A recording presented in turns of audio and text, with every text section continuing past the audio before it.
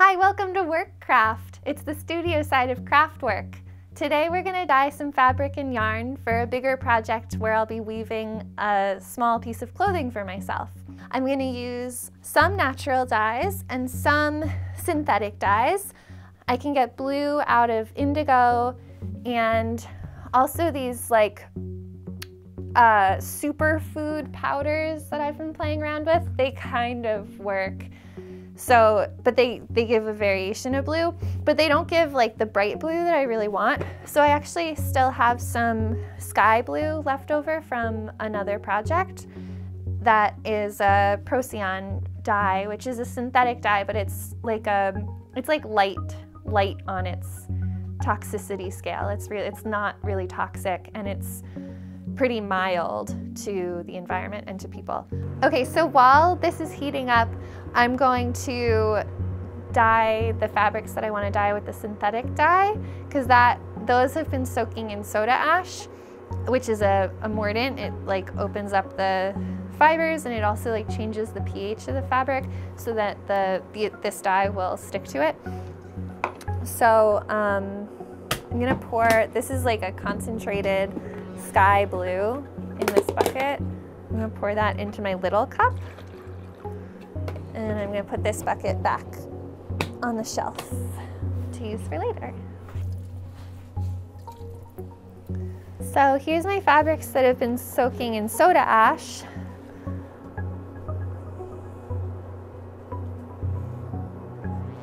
These are both linen pieces. I think they were like they're old shirts. And I just want to get the color on there.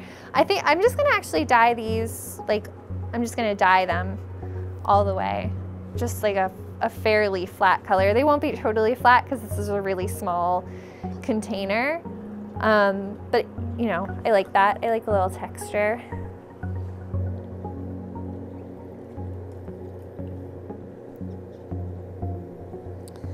Yeah, this is that nice bright blue that we want. So I'm gonna put these in a plastic bag, just like this, because I don't really care if it's a flat color or not. If I wanted it to be like really nice and even, I would open it up and I wouldn't leave it crumpled like that, but I'm just putting it in the bag so that it retains its moisture and holds in as much color as possible overnight. So this is a Saxon blue indigo that I get from a company called Botanical Colors, which is based in Seattle. They're a great company for natural dye stuff. They make a handful of different dye stuff that's been powdered, and then they also make I think like 6 or 7 of these liquid dyes. It's nice because otherwise natural dyeing often requires a lot of like prep to break down to like get the color out of the dye stuff. But with these liquid ones, as well as with the powders, it's a lot of that prep work has been done for you, which I appreciate. So I'm just gonna put a little bit and let it get hot. So the fabrics and yarn that I want to be blue are this skein and the other half of that. And let's see. The fluff actually kind of takes it nicely. I'm gonna put this other fluff in my scour bath, and then I'm gonna dye that blue too. Okay. So I'm gonna dip my, oh yeah. See, even just a little bit of the dye stuff and it's really blue. I think I want this to be like almost all blue and very little white.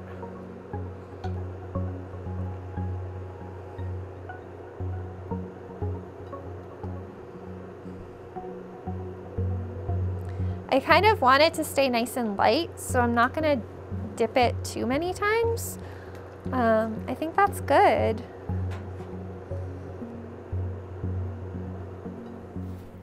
So now we're gonna dye the rest of my fluff.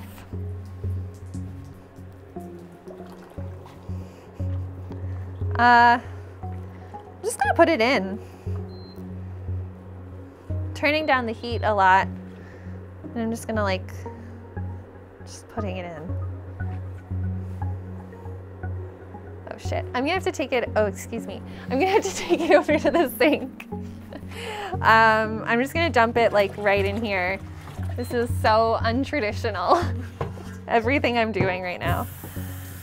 It's fine.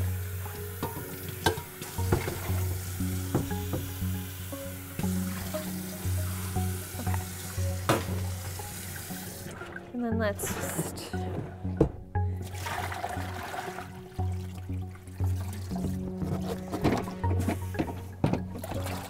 Fluff is in the corner. It got so dark so quickly.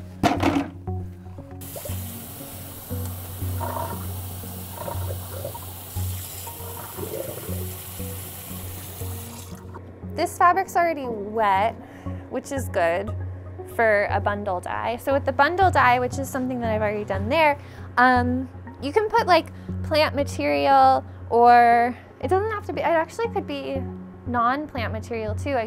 I've never done a bundle dye with synthetic dyes, but I don't see why you couldn't. But you sprinkle whatever your dye material is on this fabric, and then you roll it up and make it like a little snail, and then it steams.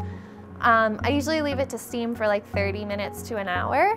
So I'm just gonna set up a couple bundle dyes, and then at the end we can put them into steam, just while this is getting warm. So I'm just gonna use some of my turmeric, and I think I'll use, I'm gonna do like a little bit of a stripe. I'm gonna use the turmeric, and I'm gonna use this bright blue.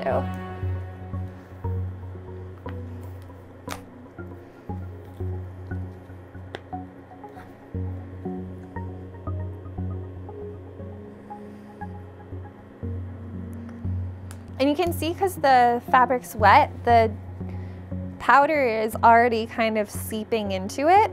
The turmeric stains. Like if anyone's ever cooked with turmeric and you've had a little bit of like the turmeric oil splash on your clothes, if you're wearing white, you know that turmeric stains. But the blue powders, blue is actually a really hard color to make in natural dyes. Indigo is like the one. There's a couple other things that are used, but it's not a color that really likes to latch on. Like even indigo has to go through all these processes of like chemical processes in order to latch onto the fibers. So while the turmeric will stain, this is definitely going to need to get steamed for a while to set in. Honestly, if it even does, we'll see. I think it will. I've done a little bit of testing with it before, and it's kind of like faint, but it's nice. So as you can see, I just rolled it up, and then I'm gonna snail it. So my stripes might like hit each other a little bit since they're getting lumped together now. I like that. If you didn't want that to happen and you were trying to do something like this, you could roll something in between it, like roll a fresh piece of fabric on the side, or you could just like lay it on your steaming tray and not roll it up. But I like that they mix together a little bit. And blue and yellow make green, and I like green too, so well, that'll be nice. Okay, so this pot is filled about 1/3 of the way. I'm gonna let that boil, and I'm gonna set up a little like mesh system. What are these called? Colanders? This is like a colander, but this is not. I don't know what this is. This is some kind of cooking tool, I think.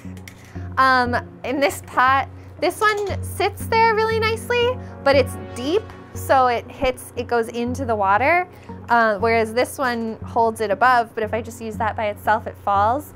If I did this more, I'd get a better system. This is my system right now. So I just leave it there, and I'm gonna leave it there for like an hour. It'll bubble. I'll have to keep adjusting the heat, but I'll do that over the next hour. And then we'll check back in and see what they look like.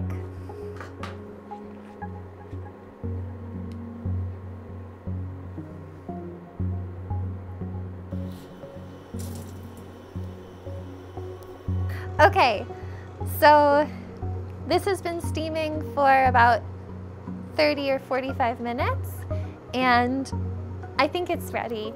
We're gonna see. I'm gonna turn off my pot, take the lid off. I'm gonna take my little bundle over to the sink, and I'm just gonna rinse it with cold water right away and hope that the dye stuck in there. There's really like no way to know unless you've done it before and you have a recipe and you have times and measurements and all that, then you can kind of replicate things. But with this, like, I don't know, I think it seems like it's been in there, it's been bubbling, it's been steaming, it should be good. If it rinses out, it rinses out, you know, we'll see. So I'm gonna come wash it in cold water.